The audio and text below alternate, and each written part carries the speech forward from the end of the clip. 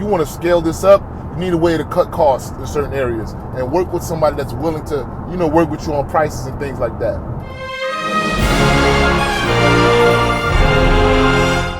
What's up? It's your host, Kev B. Mr. Believe of the Believe in Yourself podcast of Believe in Yourself Insurance and Investments. This is going to be the TURO quick tips, and we're going to be dropping them each and every Sunday. So tune in to our YouTube channel every Sunday to catch these quick tips that'll help you on your journey in becoming a TURO Power super host and growing your rental car business. This video is brought to you in part by Get Upside. Get some cash back on your next full tank of gas. Peace.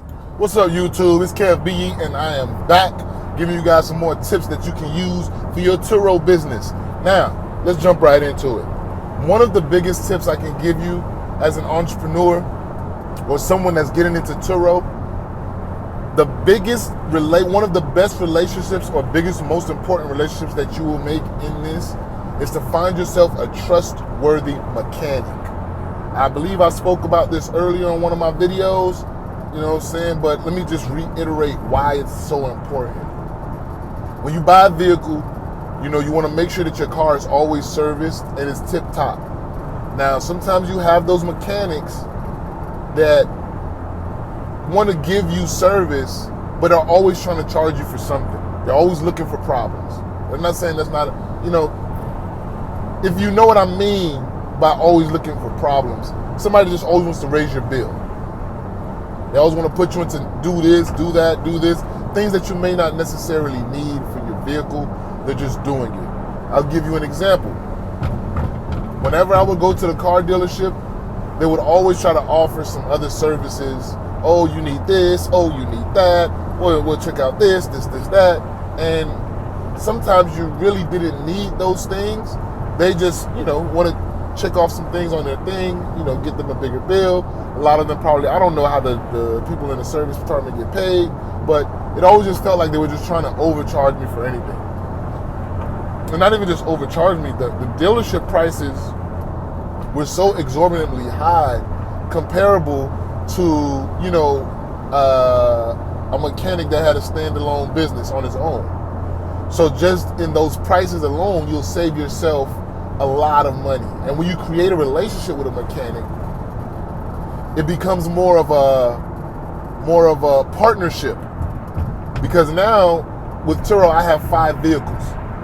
So it's not like I ever have to make an appointment. Whenever I pull up, because he knows me and he knows I'm bringing all my vehicles to him, I get a certain level of service. I've been there in times where somebody will pull up off the street and be like, hey, I'm trying to get this done. And he'll look at him like, man, I got a lot of work to do. I can't just, you got to make an appointment.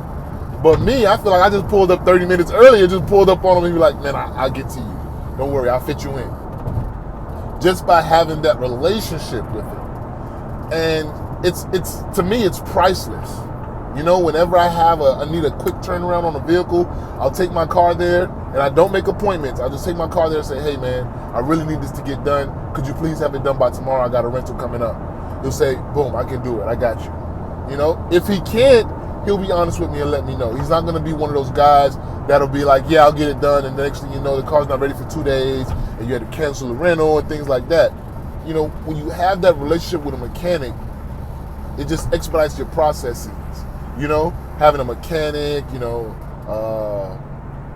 having a body shop guy, somebody that does your tires. My mechanic does tires and engine work. So I kind of, it works out for me.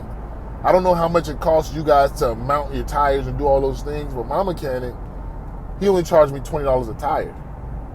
Alignment, balance, rotation, and I get all that done for $80, 4 tires. Some places you go, they probably charge double. Depending on if you go into maybe like a national brand tire shop, they might charge you almost triple. But when you create a relationship with someone, because they know you're going to constantly be coming back, I see him at least twice a month because I have 5 vehicles. If it's not because the car's getting an oil change, I'm getting an inspection, something along those lines, and I'm always to the front of his line. Whenever I come, hey, I got you. Boom. I'm in and out the same day. It's rare unless it's something mechanical that really has to be done, maybe order some parts or something. And I'll give you an example shortly, that my car would stay there overnight.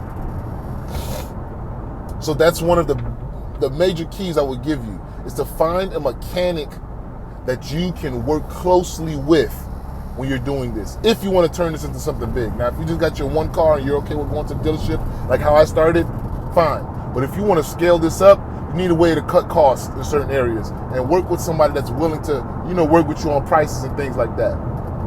Now, let me tell you this one story that happened with me. One of my vehicles went out, my red Nissan Versa. Like I said, I'm going to be 100% transparent on this show. A lot of people have their own niche, how they present Turo. The way I'm going to present Turo to you is going to be raw and uncut. Because I don't use brand new cars, I feel like I have horror stories. I use cars that are 10 years old. My Nissan Versa is 2011. My Jeep Patriot is 2012. My Chevrolet Sonic, which is my youngest car, is 2016. So I have older vehicles on the platform, and there's wear and tear on them. So I feel like I have some good stories to tell people who want to go this route, who want to own your cars outright, don't want to have payments on them, and you're really trying to make a profit here. So what happened with me on this one trip, this lady came, she rented my Nissan Versa, and things happened. The AC went out. So, the AC went out. She rented the car, I think it was she was going to have it for about 7 days. This is like maybe day 3 on her trip. She said the AC was working fine yesterday, and I drove it this morning. It was working perfectly fine. It was nice and cold. I even had to turn it down a little bit. It was chilly. But right now, I don't know what's going on. It just stopped. Oh, man. So when you have a situation like this happen, the guest will contact you. You'll contact Turo, let them know, hey, the guest is letting me know such and such is happening. And what Turo wants you to do as the guest is, if you can, go and see what is going on with the vehicle and if it's easily repaired. If you can repair it for the guests so they can continue their trip. So I went to go check it out. No, not that I went to go check it out. I also had another vehicle available, my Chevrolet Sonic. It just so happened that during the time frame they would have needed the vehicle, the Sonic wasn't booked at that time. So I had a backup plan, which is also a good reason to have multiple vehicles. Sometimes they're all booked at the same time, but you'll have those times where one car will be sitting and you'll have that extra car just in case. So I had this car, it was sitting there just in case. I said, okay, I'm gonna come see you, see what's going on with it. If I can't fix it, I have a Chevrolet Sonic here that I could give to you. They're about the same size vehicle, so it's just gonna be a regular swap out. Would that be a problem? She said no. So luckily she was literally living about 10 minutes from where I live, where she was staying at her Airbnb, about 10 minutes from where I was.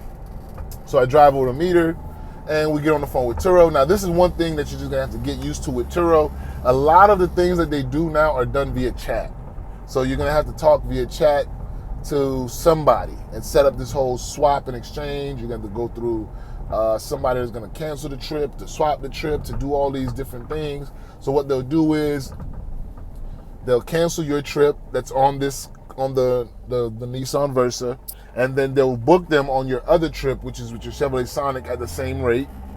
Because my Sonic is a little bit more pricey, but because they originally booked the Versa, we didn't do any price change. We kept it the same. We just put the Sonic into place of that.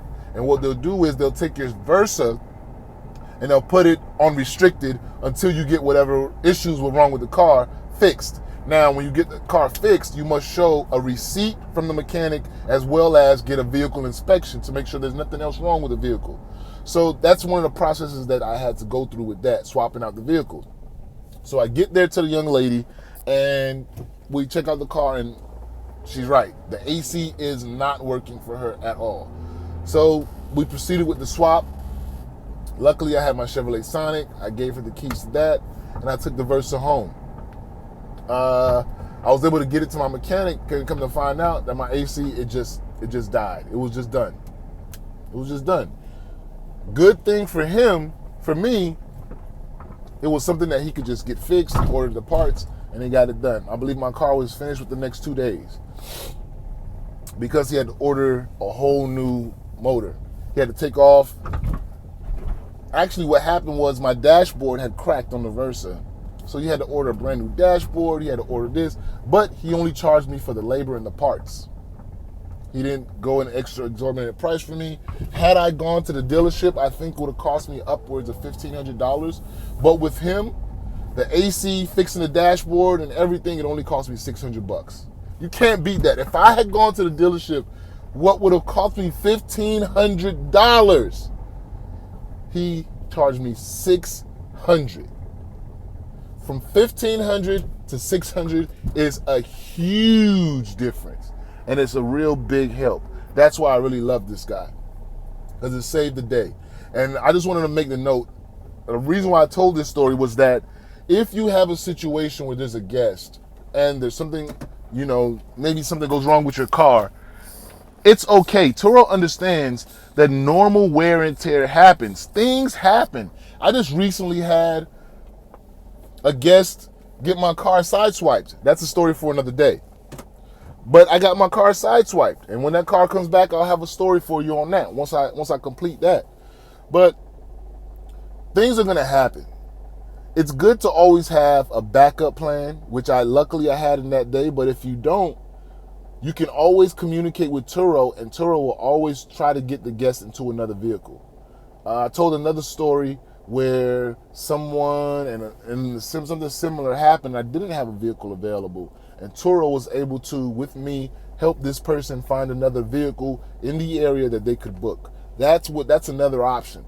But if you have multiple vehicles, you could always swap one of your vehicles for the other one. They'll always ask you first, do you have another vehicle available for the renter? Luckily I did, so I didn't lose any money out of the deal. They even still gave me a 5-star rating, which I love. So it's just one of those things, man. It happens. It happened to me. So if you ever have a situation where your service gets interrupted, don't fret. Have yourself a great mechanic that'll help you save on the price. So the rental that I had actually paid for the AC, so I didn't lose any money. I kind of broke even on the whole situation. So it was a beautiful day for me. So, man, I'll catch you guys on the next video. Remember, this is Kev B. And if you like these videos, if you love these stories, leave me a comment, share, comment, follow the page. You know what I'm saying? Subscribe. Peace. As long as you believe you can't make it, you won't make it. Because if you believe that you can do it, you will do it.